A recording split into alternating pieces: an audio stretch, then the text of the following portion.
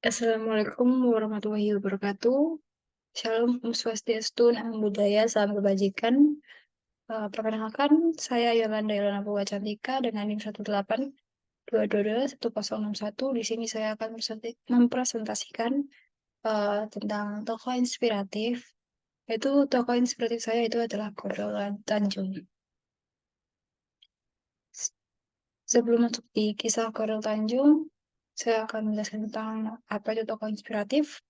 Tokoh inspiratif itu adalah seseorang atau pribadi dengan kisah kehidupan yang eh, hebat sehingga membuat orang lain yang menyimak cerita tersebut merasa terkesan dan tergerak hatinya untuk berbuat hal yang sama.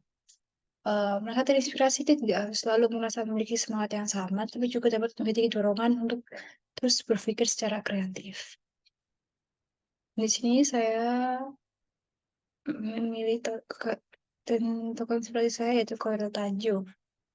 Khairul Tanjung lahir pada 18 Juni 1962. Dia merupakan pengusaha asal Indonesia yang menjabat sebagai Menko Perekonomian menggantikan Hatta Rajasa sejak 19 Mei 2014 hingga 20 Oktober 2014.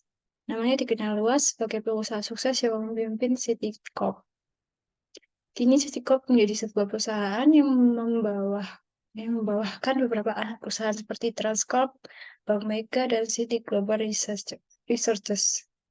Saat ini, Khairul Tanjung juga menjadi jajaran direksi beberapa perusahaan, yaitu Priarti Sindutama, City Corp, dan para rekan investama. Perjalanan Khairul Tanjung terlahir sebagai anak kedua dari 6 bersaudara dari pasangan Abdul Gahar Tanjung dan Halimah pada 18 Juni 1962. Pada masa Orde Baru, usaha sang ayah dipaksa untuk berhenti dan tutup karena dianggap berseberangan secara politik dengan penguasa pada saat itu. Lalu keadaan mereka tersebut memaksa kedua orang tua Khairul Tanjung untuk menjual rumahnya, lalu mereka pun harus tinggal di kamar losmen yang sempit.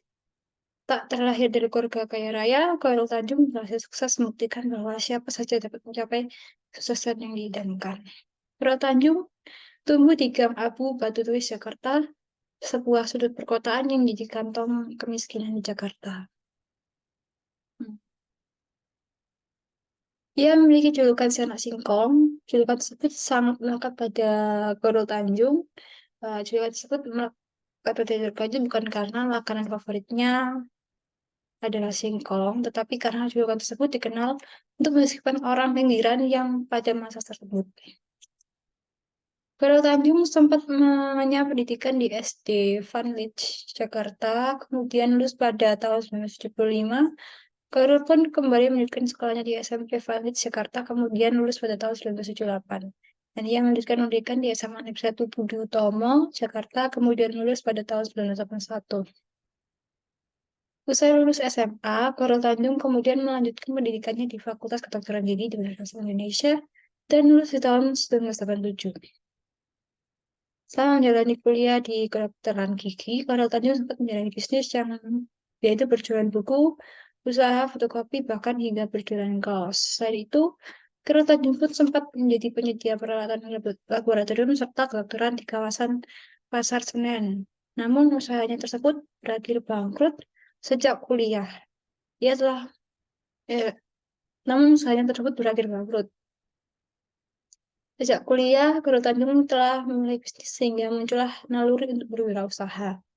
Khairul juga merasa bangga karena berhasil meneliti karir yang sangat berbeda dari pendidikan yang ia tempuh. Nah, kemudian setelah lulus dan menyelesaikan pendidikannya di Universitas Indonesia, Khairul Tanjung mulai fokus untuk merintis bisnisnya. Pada mulanya, Khairul Tanjung kemudian mendirikan PT Variarti Sindutama bersama dengan ketiga rekannya pada tahun 1987. Dengan modal awal sebesar 150 juta dari Bank Exim, Khairul dan rekannya pun memproduksi sepatu anak-anak untuk kemudian diekspor.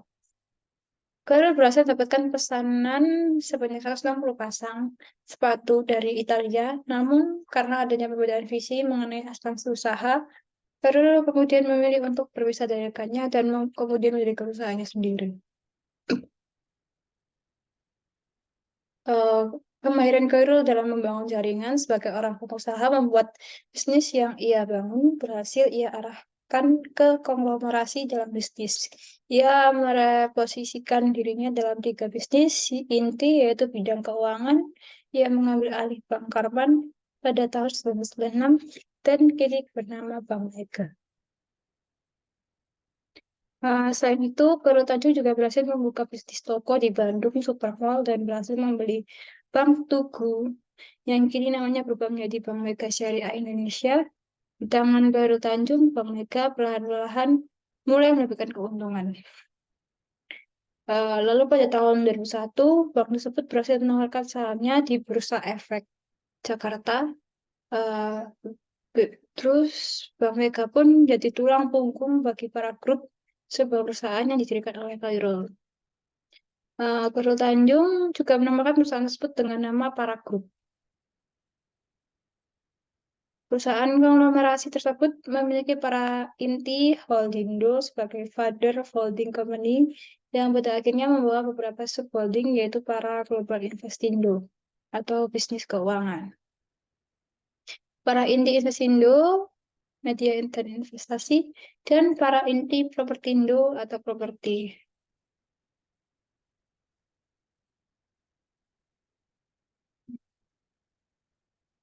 Di bawah para grup, Korul memiliki beberapa perusahaan yang bergerak di bidang finansial, antara lain Asuransi Umum Mega, Asuransi Jiwa Mega Life, para Multifinance, Bank Mega, Mega Capital Indonesia, Mega Finance, dan Bank Mega Syariah. Sementara itu, pada bidang properti dan investasi, perusahaan tersebut membawahi para Bandung Propertindo, para Bali Propertindo, Batam Indah Investindo, dan Mega Indah Propertindo. Pada bidang penyiaran dan multimedia, Pragrupur memiliki Trans 7, Trans TV, Trans Fashion, Mahagaya Perdana, Trans Lifestyle, dan Trans Studio. Uh, Khusus pada bisnis di bidang properti, Pragrupur memiliki Bandung Supermall, yaitu sebuah mall dengan luas kurang lebih 3 hektar yang menghabiskan dana sebesar 99 miliar. Pragrupur juga meluncurkan Bandung Supermall sebagai Central Business District pada tahun 1999. Sementara itu pada bidang investasi di awal 2010, para grup melalui anak perusahaan yaitu Transcorp membeli sebagian besar saham Carrefour Indonesia yaitu sebanyak 40%. Khairul Tanjung adalah sosok di balik berdirinya Trans TV pada Agustus tahun 1998. Stasiun televisi swasta nasional yang didirikan oleh Khairul berhasil menjalankan izin siaran. Lalu pada tahun 2006, perusahaan berhasil mengakuisisi di Trans 7 milik Kompas Gramedia, TV 7 milik Kompas Gramedia, lalu sejak saat itu nama Trans TV pun berubah menjadi Trans 7. Kemudian Khairul Tanjung memisahkan perusahaan dari sektor media di tahun 2013 dengan mendirikan Transmedia. Lalu pada tahun 2018, Transmedia melalui Trans 7, Trans TV, dan Transvision mendapatkan hak siaran Piala Dunia di Indonesia. Tidak berhenti di situ, Khairul Tanjung terus mengajukan bisnis jasa di media, salah satunya dengan bekerja dengan agensi terbesar di Korea Selatan yaitu SM Entertainment. Eh, Kemudian pada tanggal 1 Desember 2011, Khairul Tanjung telah meresmikan perubahan Pragroup menjadi City Corp. City Corp terdiri dari 3 perusahaan subholding yaitu Mega Corp, Trans TV Corp, Transcorp, dan CD Global Researchers yang meliputi layanan finansial, retail, media, hiburan, gaya hidup, dan sumber daya alam. Selain dengan sebagai pembisnis sukses, Khairul Tanjung juga sempat menjabat sebagai Menko Perekonomian pada 16 Mei 2014 ketika SBY atau Susilo Bambang Yudhoyono masih menjabat sebagai Presiden Indonesia. Pada masa itu, SBY menunjuk Khairul Tanjung sebagai Ketua Komite Ekonomi Nasional atau KEN sebagai Menko Perekonomian. Khairul saat itu menggantikan Hatta Rajasa yang resmi mengundurkan diri. Pelantikan Pelantikan Khairul Tanjung dilaksanakan oleh SBY di Istana Negara pada Senin 19 Mei 2014 berdasarkan pada Keputusan Presiden Nomor 1 Tahun 2014. Sementara itu, Hatta Rajasa mengundurkan diri karena maju menjadi calon wakil presiden dan mendampingi Prabowo Subianto dalam Pilpres tahun 2014 dengan dukungan dari Partai Gerindra, PKS, PAN, PP, dan Golkar. Selain sempat menjabat sebagai Menko Perekonomian, Khairul Tanjung juga dikukuhkan sebagai guru besar pada bidang ilmu kewirausahaan Universitas Airlangga pada 18 April tahun 2015. Pengukuhan tersebut dilaksanakan di Ruang Garuda Mukti, Gedung Rektorat Kampus Unair. Dari pengukuhan tersebut, Khairul Tanjung pun menjadi guru besar ke-438 Unair. Uh,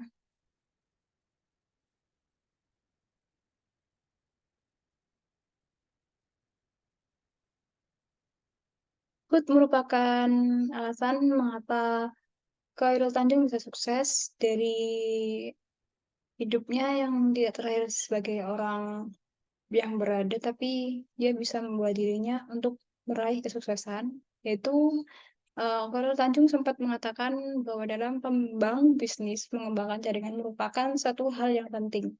Oleh sebab itu, memilih rekan yang baik sangatlah diperlukan.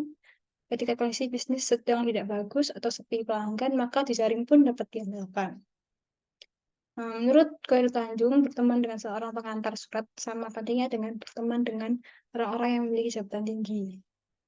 Dalam hal investasi, Khairul Tanjung memiliki idealisme bahwa perusahaan lokal sekalipun dapat menjadi perusahaan yang bersinergi dengan perusahaan multinasional.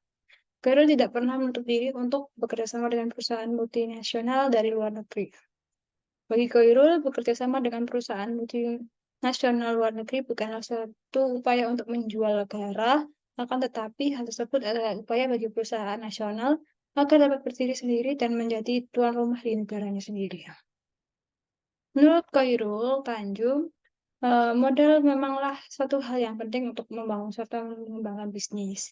Akan tetapi, kemauan serta kerja keras adalah hal paling pokok yang harus dimiliki oleh seseorang yang memiliki keinginan untuk sukses. Baginya, mendapatkan mitra kerja yang handal adalah segalanya. Selain itu, bagi Khairul Tanjung, mendapatkan mitra kerja yang handal adalah segalanya. Dan itu membangun kepercayaan sama halnya seperti membangun integritas. Jadi, di sini peran penting dalam berjejaring untuk menjalankan suatu bisnis. Kata-kata Khairul Tanjung, yaitu kesuksesan adalah sesuatu yang harus diperjuangkan. Tidak ada kesuksesan yang turun dari langit lalu diberikan. Nah, Khairul Tanjung juga pernah mengatakan, untuk menuju sukses, kita harus mampu berpikir out of the box, yaitu mencoba sesuatu yang di luar kebiasaan orang lain. Itu tercapai dengan menggabungkan kedisiplinan, mampu membaca dan menentukan peluang. Khairul Tanjung menghimbau agar selalu menghargai segala proses dan hendaknya jangan takut bermimpi dan bercita-cita besar. Kalau mimpi saja takut, apalagi bertindak. Dah. Sekian presentasi saya untuk memperkenalkan tentang Khairul Tanjung. Nanti jadi tokoh inspiratif saya. Jika ada salah kata, mohon maaf. Saya akhiri. Wassalamualaikum warahmatullahi wabarakatuh.